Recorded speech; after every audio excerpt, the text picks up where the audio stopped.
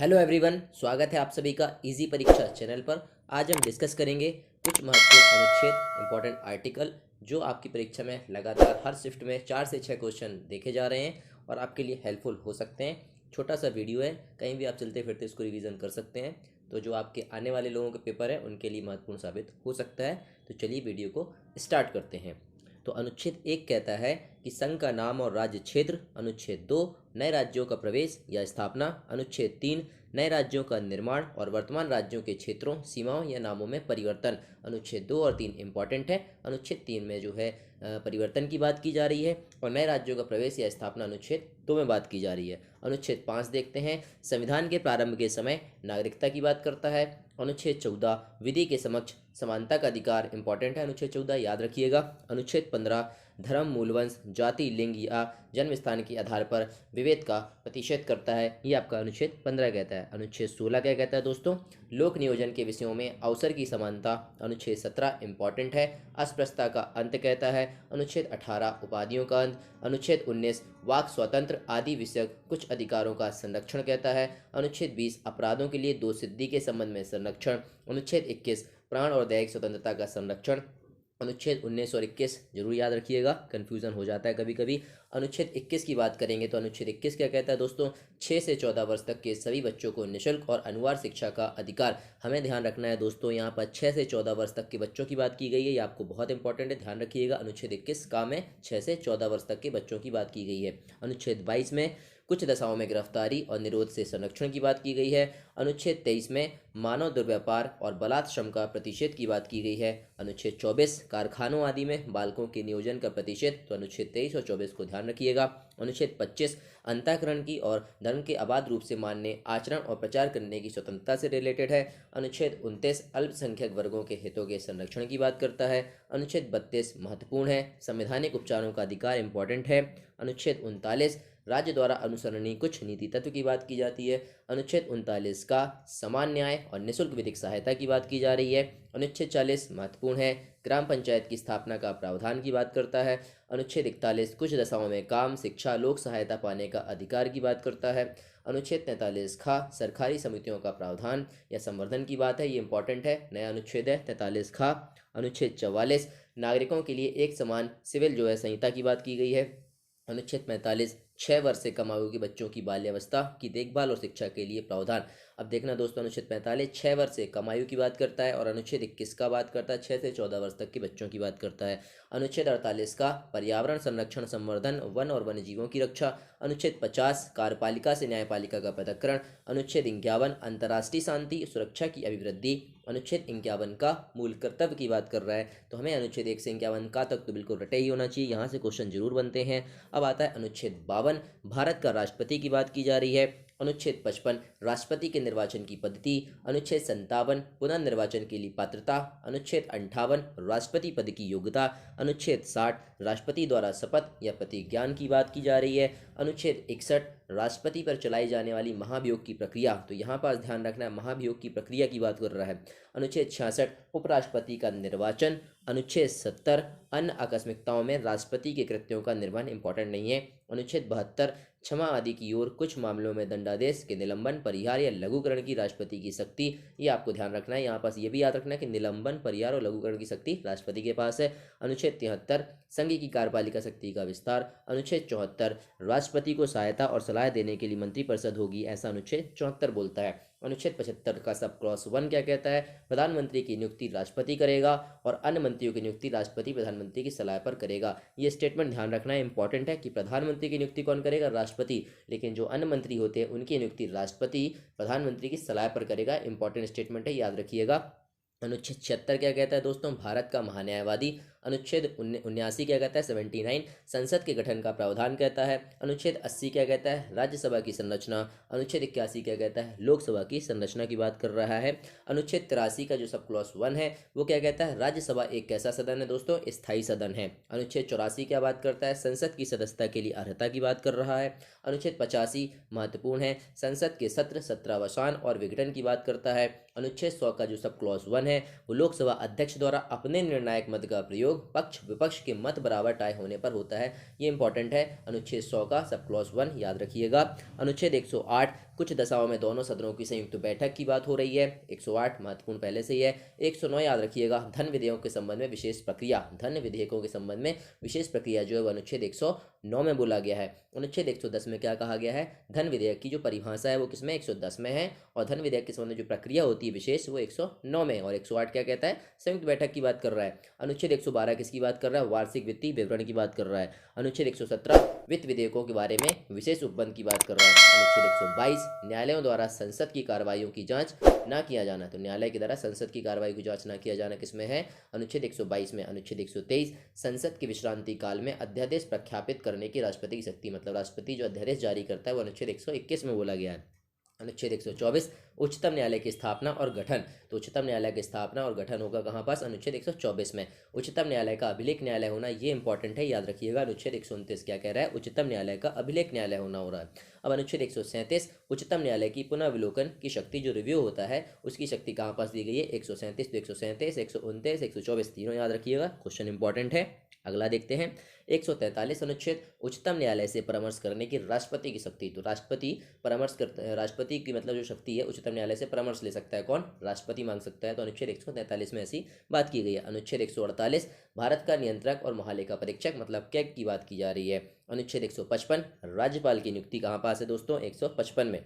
अनुच्छेद 161 क्षमा आदि की और कुछ मामलों में दंडादेश के निलंबन पर या लघुकरण की राज्यपाल की शक्ति, यहाँ क्षमा आदि की कुछ मामलों में दंडादेश जो निलंबन है वो 161 में राज्यपाल की शक्ति है, और 72 में किसकी है दोस्तों, राष्ट्रपति की शक्ति है। अनुच्छेद 162 क्या बोलता है, राज्य की कार्यपालिका शक्ति का विस्तार हो रहा है। अनुच्छेद 164 एक राज्यपाल द्वारा मुख्यमंत्री की नियुक्ति, अब राज्यपाल क्या करेगा, मुख्यमंत्री की नियुक्ति, और मुख्यमंत्री की सलाह पर अन्य मंत्रियों की नियुक्ति कहाँ पास होगी, अनुच्छेद 164 का सब क्लॉज 1 की बात हो रही है। अनुच्छेद 164 का सब क्लॉज 1 क्या है, राज्यपाल द्वारा मुख्यमंत्री की नियुक्ति और मुख्यमंत्री की सलाह पर अन्य मंत्रियों की नियुक्ति। वहां पास क्या था कि प्रधानमंत्री की नियुक्ति कौन कर रहा था, राष्ट्रपति कर रहा था, और अन्य मंत्रियों की नियुक्ति राष्ट्रपति तो कर रहा था, लेकिन प्रधानमंत्री की सलाह पर कहां पास 75 सब क्लॉज 1 में, और यहाँ राज्यपाल क्या कर रहा है 164 सब क्लॉज 1 में राज्यपाल जो है मुख्यमंत्री की नियुक्ति कर रहा है और मुख्यमंत्री की सलाह पर अन्य मंत्रियों की नियुक्ति कर रहा है, याद रखिएगा। अनुच्छेद 165 क्या कहता है, राज्य का महाधिवक्ता, तो राज्य का महाधिवक्ता कहाँ पास है, अनुच्छेद 165 में, और वहाँ क्या था अनुच्छेद 76 में अटॉर्नी जनरल ऑफ इंडिया यानी कि भारत का महान्यायवादी। अनुच्छेद 169 क्या कहता है, राज्यों में विधान परिषदों का उत्सादन या सृजन, है ना, तो राज्यों में जो विधान परिषद से रिलेटेड अनुच्छेद है वो 169 की बात कर रहा है, उसी में उत्सादन भी उसी में सृजन भी है, ठीक है। अब आता है अनुच्छेद 174 राज्यपाल द्वारा राज्य विधानमंडल के समय समय पर सत्र बुलाने, उसका सत्रावसान करने, विधानसभा को विघटित करने का अधिकार राज्यपाल द्वारा है। अनुच्छेद 174 में ऐसा बोला गया, याद रखना दोस्तों।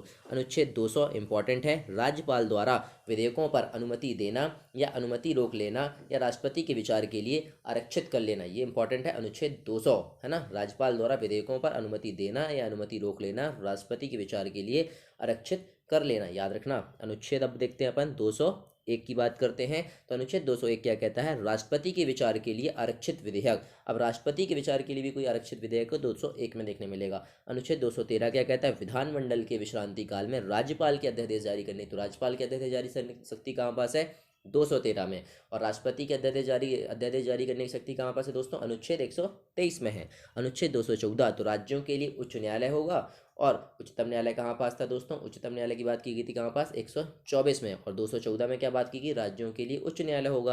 अनुच्छेद 215 कहता है कि उच्च न्यायालयों का अभिलेख न्यायालय, अब जो उच्च न्यायालय है उसका अभिलेख न्यायालय होना कहाँ पास है, अनुच्छेद 215 में है, और उच्चतम न्यायालय का अभिलेख न्यायालय होना अनुच्छेद 129 में है। अनुच्छेद 216 में क्या बोला गया है, उच्च न्यायालयों का गठन। अब उच्च न्यायालय जो होते हैं उनके गठन की जो बात की गई वो अनुच्छेद 216 में बोला गया है। अब अनुच्छेद 217 क्या कह रहा है, उच्च न्यायालय के न्यायाधीशों की नियुक्ति और उसके पद की शर्तें, तो उच्च न्यायालय के जो न्यायाधीश होते हैं उनकी नियुक्ति और उसके जो पद की शर्तें होती हैं वो अनुच्छेद 217 में बोला गया है। उच्च न्यायालय के न्यायाधीशों का शपथ या फिर प्रतिज्ञान, यानी कि उच्च न्यायालय के न्यायाधीशों द्वारा जो शपथ और प्रतिज्ञान है वो अनुच्छेद 219 में क्या बात की गई, उच्च न्यायालय के न्यायाधीशों द्वारा शपथ और प्रतिज्ञान, और अनुच्छेद 217 उच्च न्यायालय के न्यायाधीश की नियुक्ति और उसके पद की शर्तें। अनुच्छेद 226 क्या कहता है फ्रेंड्स, उच्च न्यायालय की कुछ रिटें निकालने की शक्ति, जो उच्च न्यायालय है वो कुछ रिटें निकाल सकता है अनुच्छेद 226 के तहत। अनुच्छेद 231 क्या कहता है, दो या अधिक राज्यों के लिए एक ही उच्च न्यायालय की स्थापना, तो दो या अधिक राज्यों के लिए एक ही उच्च न्यायालय की स्थापना कहाँ पास होगा, अनुच्छेद 231 में होगा। अनुच्छेद 233 में क्या है, जिला न्यायाधीशों की नियुक्ति, ये अनुच्छेद याद रखिएगा, काफ़ी लोग इसको पढ़ते नहीं है और क्वेश्चन आ जाता है। तो 233 में क्या है, जिला न्यायाधीशों की नियुक्ति होती है, 233 जिला न्यायाधीशों की नियुक्ति की बात करता है। अनुच्छेद 239 संघ राज्य क्षेत्रों का प्रशासन की बात करता है, संघ राज्य क्षेत्रों का प्रशासन 239।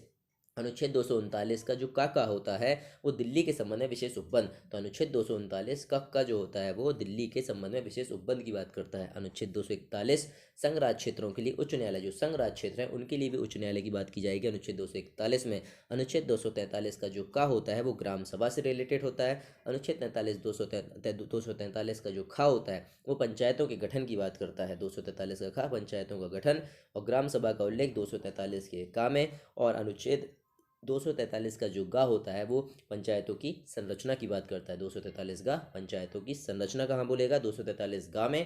पंचायतों का जो गठन बोला गया है वो 243 के खा में, और ग्राम सभा की बात करेगी 243 के का में। अब 243 का जो घा होता है वो पंचायतों में स्थानों का आरक्षण, जो पंचायत होते हैं उनका स्थानों का जो आरक्षण होगा, है ना, वो होगा 243 के घा में। अब 243 का जो झा झंडा होता है वो कहता है कि पंचायतों के वित्तीय मामलों पर सिफारिश करने के लिए राज्यों द्वारा वित्त आयोग गठित करने का प्रावधान किया गया। तो वित्त आयोग की बात की 243 के झा में। अब 243 का जो टा होता है वो कहता है कि पंचायतों के लिए निर्वाचन, तो अब जो पंचायत होते हैं उनके लिए निर्वाचन होगा 243 के टा। और 243 का जो था होता है नगर पालिकाओं के गठन की बात करता है। 243 का जो या और का होता है नगर पालिका के लिए निर्वाचन, तो 243 या का किसकी बात करता है, नगर पालिकाओं के लिए निर्वाचन, और पंचायतों के लिए निर्वाचन 243 का टा होता है। 243 का जो या घा होता है वो जिला योजना के लिए समिति, इंपॉर्टेंट है ये। 243 का या घा जिला योजना के लिए समिति होती है। अनुच्छेद 243 का जो या झा होता है वो सहकारी समितियों का निगमन, तो सहकारी समिति की बात कहाँ पास की गई है, 243 के या झा में। अनुच्छेद 249 क्या कहता है दोस्तों, राज्य सूची के विषय के संबंध में राष्ट्रीय हित की विधि बनाने की जो संसद की शक्ति है, तो राज्य सूची के विषय में, राज्य सूची के जो विषय के संबंध में राष्ट्रीय हित में विधि बनाने की संसद की शक्ति कहाँ पास है, अनुच्छेद 249 पर है। अनुच्छेद 253 अंतर्राष्ट्रीय करारों को प्रभावी करने के लिए विधान, तो अंतर्राष्ट्रीय जो करार होते हैं उनको प्रभावी करने के लिए विधान जो 253। 262 की बात करेंगे तो क्या बोलता है, अंतर्राज्यीय नदियों या नदी दूरों के जल संबंधी विवादों का न्याय निर्णय, ये इंपॉर्टेंट है 262। अंतर्राज्यीय नदियों और नदी दूरों के जल संबंधी विवादों का जो न्याय निर्णय है वो अनुच्छेद 262। अनुच्छेद 263 क्या कहता है, अंतर राज्य परिषद के संबंध में उपबंध किया गया, तो अंतर राज्य परिषद जो होती हैं उनके संबंध में उपबंध किया गया 263 में, याद रखिएगा। अनुच्छेद 266 भारत और राज्यों की संचित निधियां और लोक लेखे के बारे में प्रावधान, तो भारत और राज्यों की संचित निधियां और लोक लेखे के बारे में जो प्रावधान किया गया वो अनुच्छेद 266 में किया गया है। और आता है अनुच्छेद 267, तो भारत की जो आकस्मिकता निधि होती है, जो आपकी कंटिजेंसी जो फंड होता है, भारत की आकस्मिकता निधि 267 की बात करता है। और 280 वित्त आयोग से संबंधित है। अनुच्छेद 300 जो का बना है वो विधि के प्राधिकार के बिना व्यक्तियों को संपत्ति से वंचित ना किया जाना है, इंपॉर्टेंट है, याद रखना आप लोग, विधि के प्राधिकार के बिना व्यक्तियों को संपत्ति से वंचित न किया जाना, अनुच्छेद 300 का है। अनुच्छेद 312 अखिल भारतीय सेवाएं हैं। अनुच्छेद 315 संघ और राज्यों के लिए जो लोक सेवा आयोग होते हैं, इसकी हम तैयारी कर रहे होते हैं, तो संघ और राज्य लोक सेवा आयोग जो होते हैं वो राज्यों के लिए लोक सेवा आयोग क्या होता है, अनुच्छेद 315। अनुच्छेद 324 निर्वाचनों के लिए अधीक्षण, निदेशन और नियंत्रण का निर्वाचन आयोग में निहित होना, निर्वाचनों के अधीक्षण और निदेशन नियंत्रण का निर्वाचन आयोग में निहित होना, अनुच्छेद 324 की बात है। अनुच्छेद 326 क्या कहता है फ्रेंड्स, लोकसभा और राज्य विधानसभाओं के लिए निर्वाचनों का वयस्क मताधिकार के आधार पर होना, तो लोकसभा और राज्य की जो विधानसभाओं के लिए निर्वाचनों का वयस्क मताधिकार पर होने की बात की जा रही है अनुच्छेद 326 में। तो वयस्क मताधिकार का जो उल्लेख है वो अनुच्छेद 326 में है। अनुच्छेद 330 में क्या बोला गया, लोकसभा में अनुसूचित जाति जनजातियों के लिए सीटों का आरक्षण, तो लोकसभा में अनुसूचित जाति और जनजातियों की सीटों का आरक्षण, अनुच्छेद 330। अनुच्छेद 331 लोकसभा में आंग्ल भारतीय समुदाय का प्रतिनिधित्व, 104वां संविधान संशोधन अधिनियम 2019 के द्वारा निष्प्रभावी की बात की गई है, तो लोकसभा में आंग्ल भारतीय समुदाय का प्रतिनिधित्व, अनुच्छेद 331। 104 संविधान संशोधन 2019 के द्वारा इसको निष्प्रभावी कर दिया गया, अब ये आगे से नहीं होगा। अगला अनुच्छेद है 332, तो राज्यों की विधानसभाओं में अनुसूचित जातियों और अनुसूचित जनजातियों के लिए स्थानों का आरक्षण, अब जो राज्यों की विधानसभा है उसमें अनुसूचित जाति जनजाति के लिए स्थानों का आरक्षण, अनुच्छेद 332। और अनुच्छेद 330 लोकसभा में अनुसूचित जाति और जनजातियों के लिए सीटों का आरक्षण की बात की गई है, अनुच्छेद 333। राज्यों की विधानसभाओं में आंग्ल भारतीय समुदाय का प्रतिनिधित्व, 104वें संविधान संशोधन अधिनियम 2019 के द्वारा ये भी आपकी निष्प्रभावी हो गई, मतलब आगे से अब आंग्ल भारतीय जो समुदाय था उसका जो है मतलब मतलब इसका जो उल्लेख किया गया था इसको अब निष्प्रभावी कर दिया गया है, अब ये आगे से नहीं होगा। अनुच्छेद 338 राष्ट्रीय अनुसूचित जाति आयोग। तो राष्ट्रीय जो अनुसूचित जाति आयोग है उसकी बात की गई है कहाँ पास, अनुच्छेद 338 में। अनुच्छेद 338 का जो का है वो राष्ट्रीय अनुसूचित जनजाति आयोग की बात करता है। तो 338 का में क्या बोला गया, अनुसूचित जनजाति, और अनुसूचित जाति 338 में। और अनुच्छेद 338 का जो खा है वो बोला गया पिछड़े वर्गों के लिए क्या होगा दोस्तों, राष्ट्रीय आयोग होगा। पिछड़े वर्गों के लिए क्या होगा दोस्तों, राष्ट्रीय आयोग होने वाला है। और राष्ट्रीय अनुसूचित जनजाति आयोग 338 का और राष्ट्रीय अनुसूचित जाति आयोग 338। अनुच्छेद 340 की बात करते हैं तो पिछड़े वर्गों की दशाओं के अन्वेषण के लिए आयोग की नियुक्ति, पिछड़े वर्गों की दशाओं के अन्वेषण करने के लिए आयोग की नियुक्ति। अनुच्छेद 340 संघ की राजभाषा क्या होगी, हिंदी, और लिपि देवनागरी घोषित। अनुच्छेद 343 अनुच्छेद 344 राजभाषा आयोग के संबंध में है। अनुच्छेद 350 का जो का बनाया गया प्राथमिक स्तर पर मातृभाषा में शिक्षा की सुविधाएं, ये इंपॉर्टेंट है। 350 का प्राथमिक स्तर पर मातृभाषा में शिक्षा की सुविधाएं। अनुच्छेद 350 का जो खा है भाषाई अल्पसंख्यक वर्गों के लिए विशेष प्राधिकारी, यानी भाषाई जो अल्पसंख्यक होते हैं उनके वर्गों के लिए विशेष प्राधिकारी होगा, अनुच्छेद 350 के खा में बोला गया है। अनुच्छेद 352 राष्ट्रीय आपात की घोषणा युद्ध या बाह्य आक्रमण या सशस्त्र विद्रोह की स्थिति में। यहाँ ध्यान रखने वाली बात क्या है कि राष्ट्रीय आपात की जो घोषणा है वो युद्ध, बाह्य आक्रमण या सशस्त्र विद्रोह की स्थिति में होगा। अनुच्छेद 356 राज्यों में संवैधानिक तंत्र के विफल हो जाने की दशा में उत्पन्न, यानी कि राष्ट्रपति शासन की बात करता है। अनुच्छेद 360 वित्तीय आपातकाल घोषित करने का प्रावधान, तो वित्तीय आपातकाल घोषित करने का प्रावधान अनुच्छेद 360। और अनुच्छेद 368 क्या कहता है दोस्तों, संसद की संविधान का संशोधन करने की शक्ति और प्रक्रिया। तो यही आज का वीडियो था, आज यहीं तक। तो इसको जो रिवीजन करके आप लोग जरूर जाइएगा, 4 से 6 क्वेश्चन फंसने की जरूर उम्मीद है।